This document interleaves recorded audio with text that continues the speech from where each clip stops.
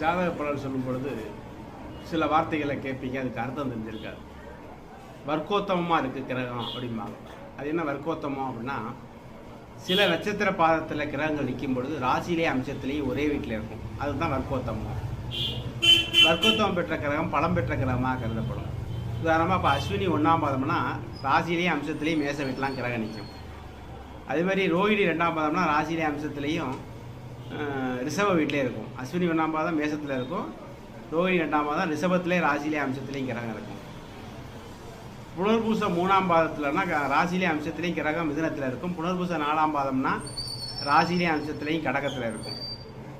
அதே மாதிரி பூரம் அப்படிங்கிறப்ப 1ஆம் பாதம் அப்படிங்கிறப்ப ராசியிலே அம்சத்திலையும் சிம்ம வீட்டிலே இருக்கும். அது மாதிரி சித்திரை 2ஆம் பாதம் ராசியிலே அம்சத்திலையும் கன்னி வீட்டில் இருக்கும். 3ஆம் பாதம் ராசியிலே அம்சத்திலையும் துலா வீட்டில் இருக்கும். அனுசம் 4ஆம் பாதம்னா ராசியிலே அம்சத்திலையும் விருச்சக வீட்டில் இருக்கும். உத்திராடம் 1ஆம் பாதம்னா ராசியிலே அம்சத்திலையும் தனுசு வீட்டில் இருக்கும் கிரகம். உத்திராடம் 2ஆம் பாதம்னா ராசியிலே அம்சத்திலையும் மகரத்தில் இருக்கும். அது மாதிரி சதய நட்சத்திரம் 3ஆம் பாதம்னா ராசியிலே அம்சத்திலையும் கும்பத்தில் இருக்கும். ரேவதி 4ஆம் பாதமாக இருந்தால் ராசியிலே அம்சத்திலையும் மீன வீட்டில் இருக்கும். இதுதான் வர்க்கோத்தமம். இது பலம் பெற்ற கிரகமாக கருதப்படுகிறது. பரிவர்த்தனைன்னு ஒன்று இருக்கும். பரிவர்த்தனா இப்போ மேச வீட்டில் உள்ள செவ்வாய் கடக வீட்டில் நிற்கிறது, கடக வீட்டில் உள்ள சந்திரன் மேச வீட்டில் இருக்கிறது. இது பரிவர்த்தனை. இந்த பரிவர்த்தனையில் யோக பரிவர்த்தனை அப்படிங்கிறப்ப கேந்திர கோண பரிவர்த்தனை, கேந்திரங்களுக்குள்ளே உள்ள பரிவர்த்தனை, கோணங்களுக்கிடையேயான பரிவர்த்தனை, இதெல்லாம் சுப பரிவர்த்தனை. அது 1, 4, 7, 10 கேந்திரம், 1, 5, 9 திரிகோணம், 1, 5, 9 கோணாதிபதிகள் தங்களுக்குள்ளே பரிமாணிக்கிறது, கேந்திராதிபதிகள் தங்களுக்குள்ளே பரிமாணிக்கிறது. இவற்றையெல்லாம் விட கேந்திர கோணாதிபதிகள் பரிவர்த்தனை சிறப்பு. அடுத்து அவயோக பரிவர்த்தனைங்கிறப்ப கேந்திர கோணாதிபதிகள் மறைமுக அதிபதிகளுடன் பரிவர்த்திக்கிறது. அதாவது 3, 6, 8, 12 அப்படிங்கிறது மறைமுக ஸ்தானம். அந்த அதிபதிகளோடு பரிவர்த்தனை ஆறுவது தான் அவயோக பரிவர்த்தனை.